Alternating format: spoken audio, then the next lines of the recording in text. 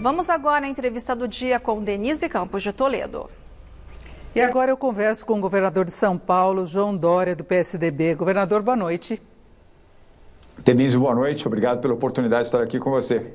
Bom, estamos ainda em quarentena, mas com flexibilização, idas e vindas, dependendo da faixa, dependendo da região, e São Paulo, capital, avançando. Eu queria saber, governador, o que determina esse ritmo de abertura na capital, principalmente? A saúde e a ciência, Denise. Aqui em São Paulo nós não damos nenhum passo sem ter o aval do Comitê de Saúde. Desde 26 de fevereiro, aliás, no primeiro dia que tivemos o primeiro caso de coronavírus no Brasil, constatado no Hospital Albert Einstein, na manhã do dia 26, uma quarta-feira de cinzas.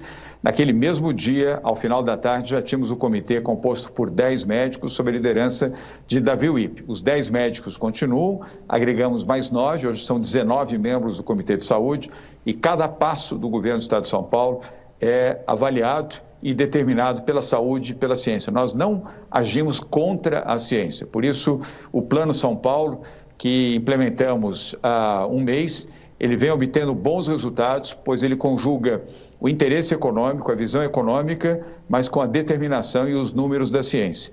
Por isso é que temos um plano seguro, passo a passo, de uma flexibilidade heterogênea, cuidadosa, zelosa, que mantém a quarentena, mas com um olhar heterogêneo para as regiões e as cidades de todo o estado de São Paulo. Denise.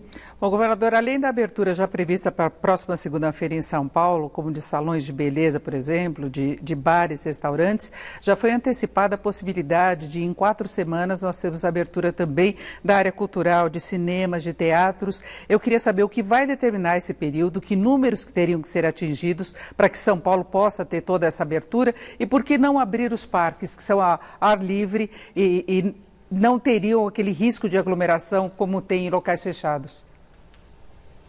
Mais uma vez, vou usar a mesma expressão, passo a passo, um passo de cada vez. Hoje nós anunciamos que daqui a 30 dias, 4 semanas, mantidas as condições do platô, ou seja, de uma estabilização do número de óbitos, porque esse aqui é o determinante, embora o número de infecções tenha crescido, cresceu porque nós estamos testando mais em São Paulo. Isso já tem quase 60 dias que multiplicamos em muito o número de testes aqui. Mas o número de óbitos, felizmente, vem decrescendo semana a semana e assim esperamos que continue.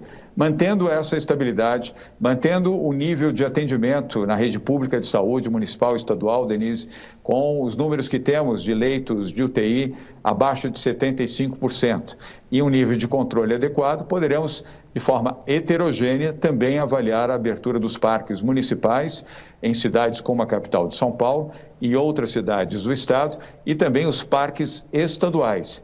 Mas faremos isso passo a passo. Na semana que vem, o Comitê de Saúde tem uma nova reunião para avaliar especificamente o tema dos parques estaduais, municipais e os parques considerados de entretenimento, onde se inclui, inclusive, o Zoológico de São Paulo. Passo a passo, fazendo a coisa certa, protegendo a vida das pessoas e orientando de forma adequada, como fizemos até aqui, em todos os setores, inclusive agora na área de cultura, como você mencionou. Agora, sempre se considera a possibilidade de uma nova onda de contaminação e isso aconteceu em algumas regiões de São Paulo, inclusive Campinas voltou à faixa vermelha. É considerada essa possibilidade também na capital? Se houver uma situação que exija retroceder, retrocederemos. O nosso compromisso é com a vida, não é compromisso nem político, nem econômico, nem com grupos de pressão, nem com grupos políticos, é tão e exclusivamente com a saúde e a vida das pessoas. Infelizmente, Campinas retrocedeu, porque o número de casos aumentou, a ocupação dos leitos de UTI ampliou-se, chegou a 81%, que é um número já que acende uma luz amarela de cuidado e de zelo. O próprio prefeito de Campinas, Jonas Donizete, teve o cuidado também de reconhecer essa situação difícil e dar um passo atrás para salvar vidas. Assim como em outras áreas nós estamos avançando positivamente. É o exemplo da Baixada Santista, Denise, que há 2 semanas atrás vivia uma situação mais complexa, hoje vive uma situação mais distendida e com boas perspectivas de avançar para a faixa amarela. Hoje o litoral está na faixa laranja e poderá, se tudo indicar como está indicando neste momento, ela deverá ir para a faixa laranja. O Plano São Paulo, ele é inteligente por isso, porque ele é heterodoxo, ele respeita a vida e a saúde, ele pode avançar com as condições de saúde sendo preservadas, mas ele também pode recuar se houver indicadores que assim exigirem. O Plano São Paulo, Denise, hoje é uma referência em todo o Brasil, já há 8 estados brasileiros que estão adotando algo semelhante ao Plano São Paulo. Nós cedemos para que outros estados pudessem utilizá-lo como referência e também objeto de elogios internacionais, também pela forma com que nós conduzimos. E por que isso ocorreu? E aí eu concluo. Primeiro, por ouvir a saúde e a ciência, não desrespeitar o princípio da medicina, mas ao mesmo tempo integrar de forma sólida com a economia. Montamos um conselho econômico com pessoas que você conhece, você que é profissional de jornalismo da economia e respeitadíssima também no campo econômico. Convidamos Ana Carla Abrão, economista, para coordenar este grupo de trabalho, ao lado dos economistas Pércio Arida, Eduardo Haddad e Alexandre Schwartzman, 4 dos mais brilhantes economistas brasileiros, que ao lado de secretários de Estado, entre os quais destaco Henrique Meirelles, secretário da Fazenda e Planejamento do Estado de São Paulo, e a Patrícia Ellen, secretária de Desenvolvimento Econômico, e também todas as lideranças empresariais dos setores da economia de São Paulo, indústria, comércio, agronegócio, setor de serviços, ciência, tecnologia e outras áreas que representativamente, incluindo a chamada economia criativa, têm dialogado conosco. Diálogo, eficiência, transparência e planejamento. Isso tem dado certo no Plano São Paulo, aqui em São Paulo, Denise. Agora, governador, o presidente Bolsonaro, nesta sexta-feira, vetou a obrigatoriedade do uso de máscara em vários locais fechados, como igrejas, comércio, mesmo indústria. Como é que São Paulo lida com isso? São Paulo que pretende aplicar multas também para quem não utilizar máscara, é um instrumento, inclusive, para controlar a contaminação. A medida do presidente Bolsonaro, com todo o respeito que merece, não se aplica a São Paulo.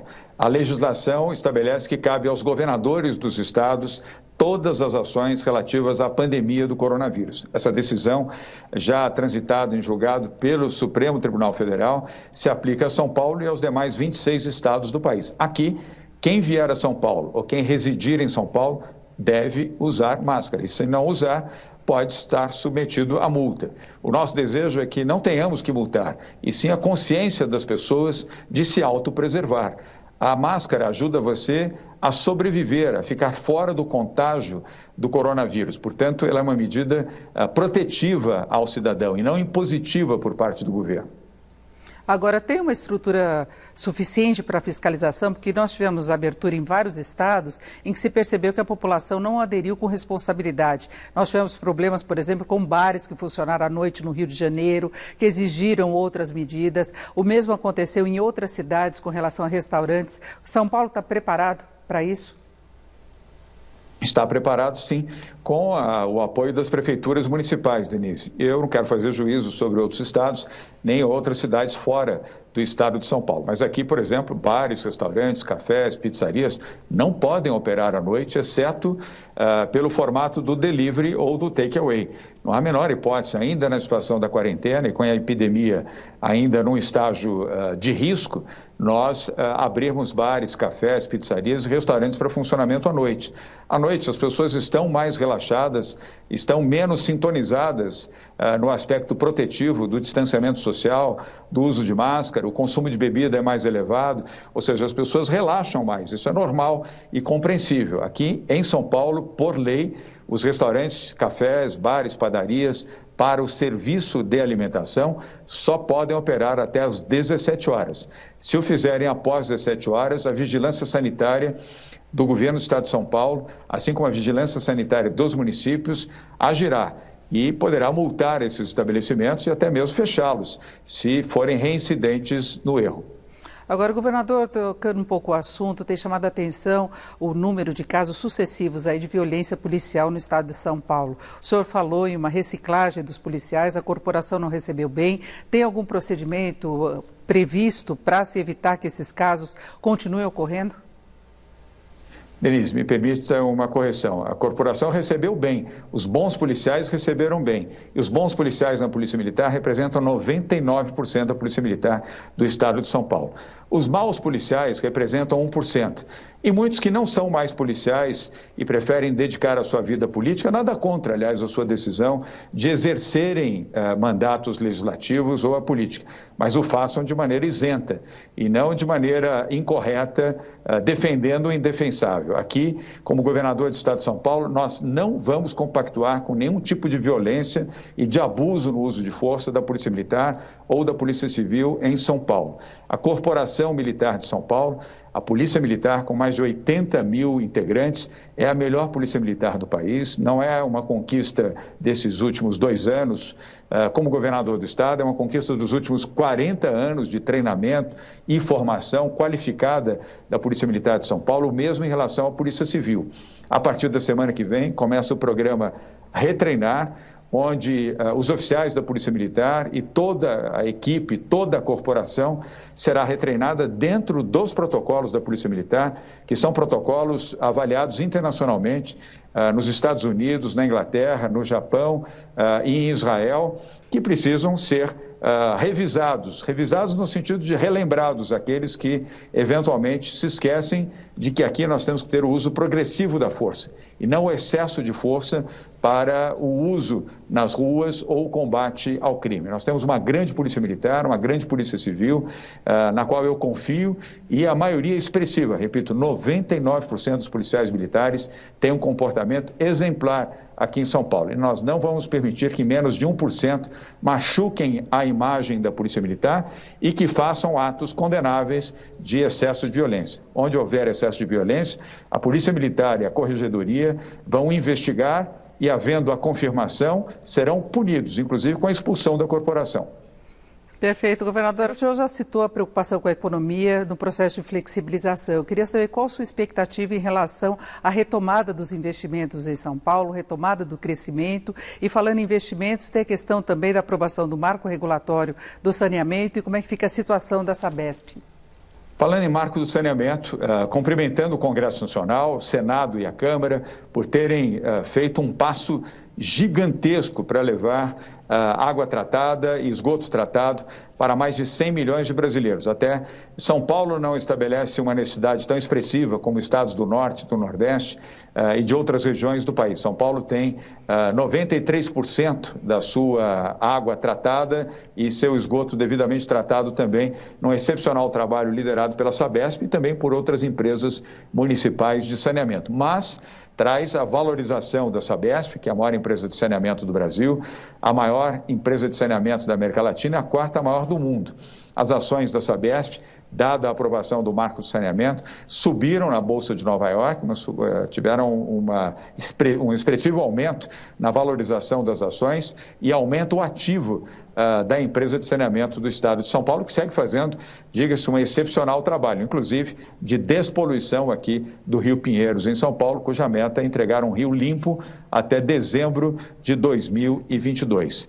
Mas traz também, no âmbito econômico, Denise, lembrando que nós temos à frente da economia em São Paulo, Henrique Meirelles, que já foi ministro da Fazenda, foi presidente do Banco Central, uma das figuras mais respeitadas no mercado internacional e quem está conduzindo o plano denominado Retomada 21-22, que vamos apresentar em breve e que vamos praticar a partir de janeiro do ano que vem. Vamos lançar o projeto em Davos, no Fórum Econômico Mundial, em Davos, na Suíça, que acontece todos os anos em janeiro. Eu estarei lá juntamente com o Meirelles. Ali vamos deflagrar esse plano para chamar, convidar e atrair investidores internacionais para os setores da indústria, o comércio, o serviço, setor de agronegócios, ciência e tecnologia em São Paulo, além da chamada economia criativa e startups e os programas de desestatização de São Paulo em rodovias, ferrovias, metroviários e aeroportos aqui no estado de São Paulo. Boas perspectivas a partir desta retomada, Denise, que terá início a partir de janeiro do ano que vem. E por que janeiro? Porque até lá já teremos superado essa fase mais crítica do coronavírus, não apenas no Brasil, mas nos países do hemisfério norte também. Perfeito, eu agradeço muito a participação aqui do governador João Dória. Governador, muito obrigada, uma boa noite. Denise, muito obrigado a você, uma boa noite a todos que estão nos acompanhando aqui também. Vocês.